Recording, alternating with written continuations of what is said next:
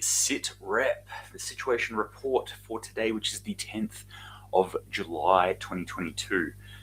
This is where I go through news articles that I've found over the past 24 hours and pick them apart for points of interest, lessons learnt for those of us who want to prepare for the future, the uncertain future that we're probably now facing.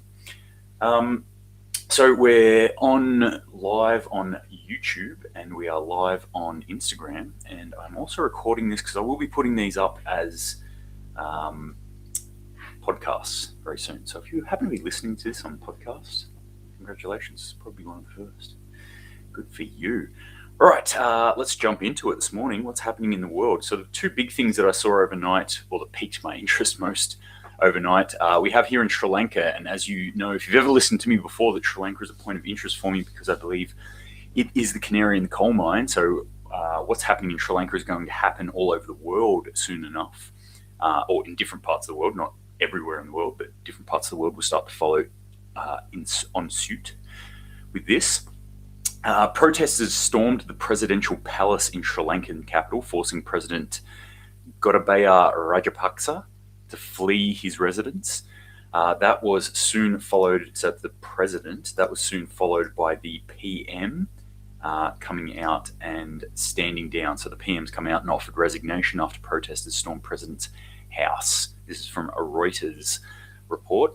In Colombo, Sri Lankan Prime Minister Rani Wickramasinghe, I hope I got that right, is willing to resign to make way for all-party government. His office said in a statement on Saturday after thousands of protesters stormed the president's official residence in Colombo. Pretty big deal. This sort of political turmoil is something that I'm always quite interested in. And so here we have this country, which is in a state of collapse. They have gone into a state of economic collapse. They, for those who don't know what's happening in Sri Lanka, they have run out of money. They can no longer afford to import any goods, so they're not getting fuel in. They are a net importer of food as well, and medical supplies. So they're the three big things. There's a whole heap of other stuff as well in there, but they have no fuel, no food, no medicine. And obviously the people are not happy with that. They've been rioting for some time now, for weeks, with increasing intensity. And so now it's hit a bit of a point where they have demanded that the president or the PM stand down. So the PM has stood down. Pretty big news there. You can see they're desperate people, hungry people. That's what's happening.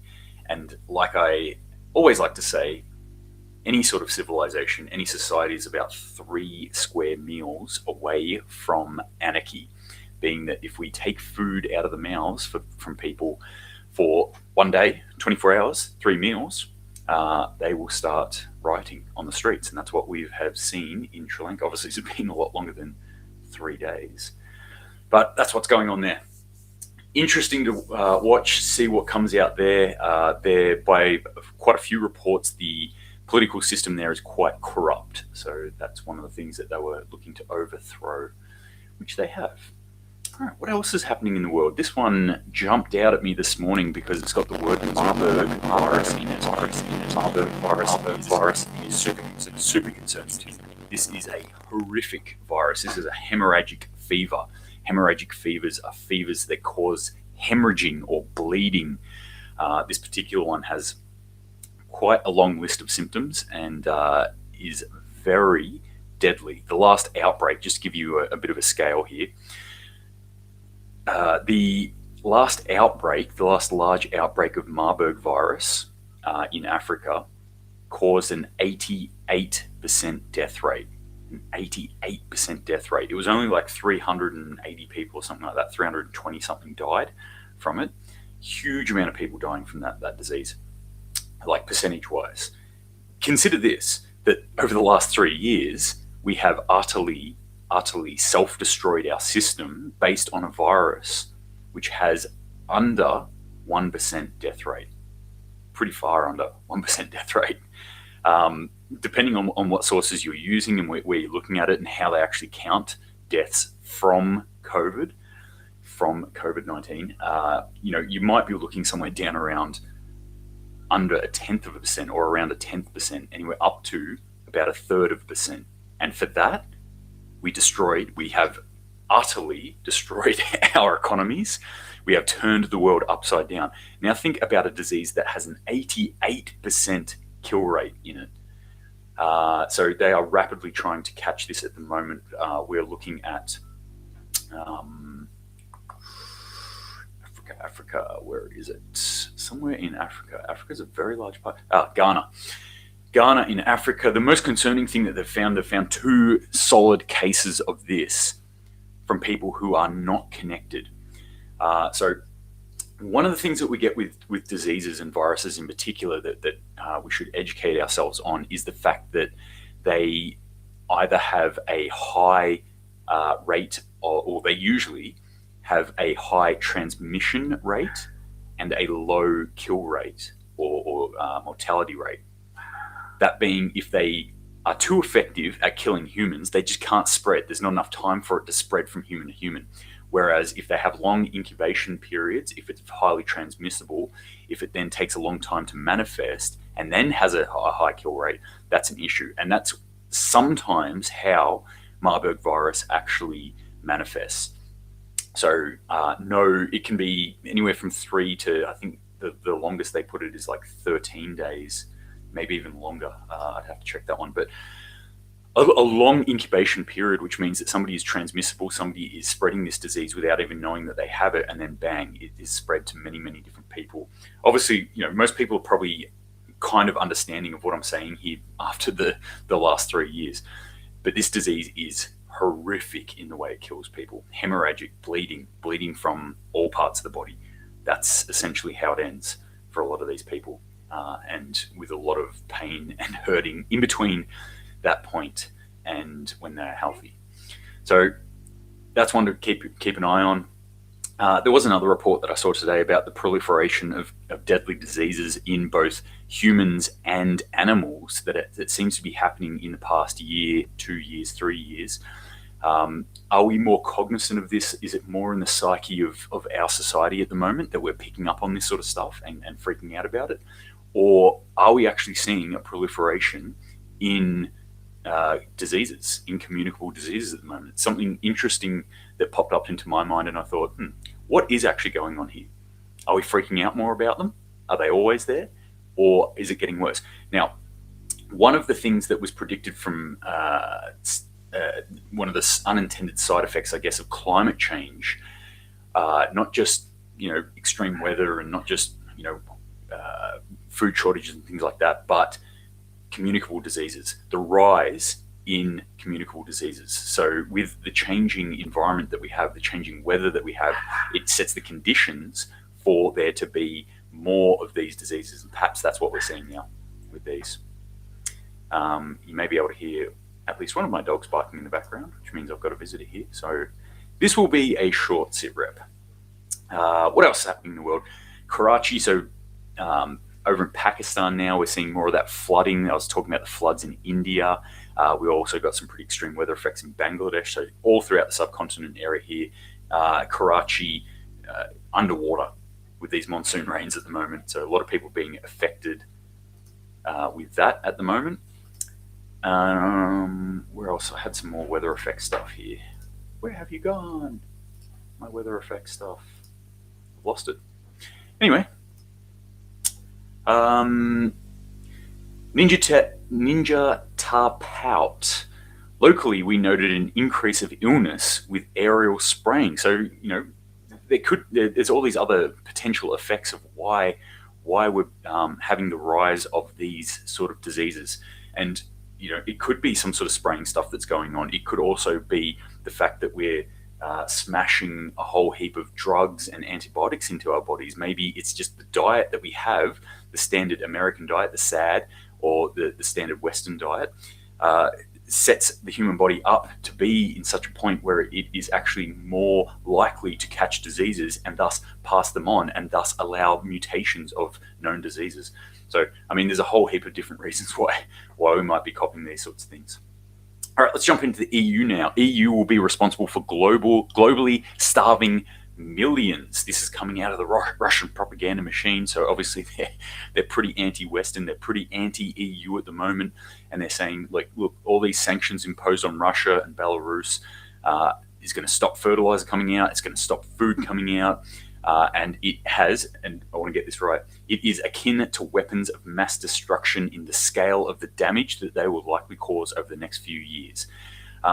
Pretty strong language coming out of Russia here, but also not incorrect. I think this is actually correct. And if you've ever heard me talk about this before, I like the sanctions. I thought were a good first step to come out and use sanctions, but test and adjust always. It's part of the OODA loop, from small decisions to large decisions. Observe, orient to the information, decide based on that information, act on that information. Then we go back and we observe. How did that action work? Did it work? Did it not work? Is it having unintended side effects? Okay, reorientate. Now make another decision, act on that. And again, observe it. And that's how we make those decisions. I think the sanctions went out, they didn't work. More sanctions, didn't work. More sanctions. Okay, we're getting hurt now. More sanctions, they'll break. It's the definition of absolute insanity, where something didn't work and we're just going to push through and keep trying, and just becoming more and more painful to the people, the side, if you will, that is supposed to be enforcing these sanctions. As I've described before, these sanctions are like smacking a rubber tire with a stick as hard as you can. It's bouncing off and smacking us in the face. What else do we have in here? A lot of stories, but I'm just going to touch on just a couple of quick ones today, because, as I said, I'm not going to make it too long.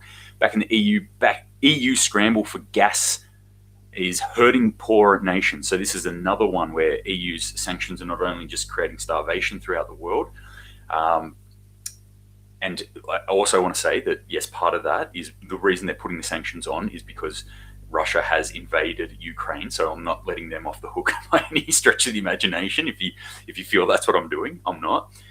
There's a lot of factors in there that are to blame. But EU obviously is hurting from this gas and oil shortage that they're cut off now from Europe. From Russia going into Europe. Now, one of the problems is that the shortfall, they're going to need to make that up in liquid natural gas. And I've talked about this before, how that's such an insane idea, because it creates a lot more pressure in a system. Instead of just pumping gas from just here, from Russia, you now have to ship over liquid natural gas. You need more conversion plants where we turn gas into liquid natural gas and then back into gas. All that sort of stuff's there. Wall Street Journal's come out and said, hey, guess what? The Europe Union, all these rich countries, which are going, hey, we can't have hot showers now. Give us all your liquid natural gas. We'll pay heaps more for it. That has driven up the price, not by a little bit, by 1,900% from 2 years ago. That is insane amount. So it's absolutely skyrocketed the price of liquid natural gas. Who does that hurt? Any poorer country. So we're already seeing developing countries that cannot afford liquid natural gas anymore. They just can't get it anymore. We've seen a number of countries, India, the bigger countries too, India, China, Pakistan, have already cut their liquid natural gas intake just because they simply cannot afford it.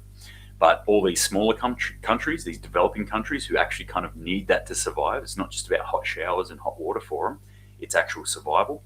And yes, technically when Europe hits winter, they're probably going to need it for survival too. But right now, there's a lot of smaller developing countries that are hurting and cannot get liquid natural gas anymore.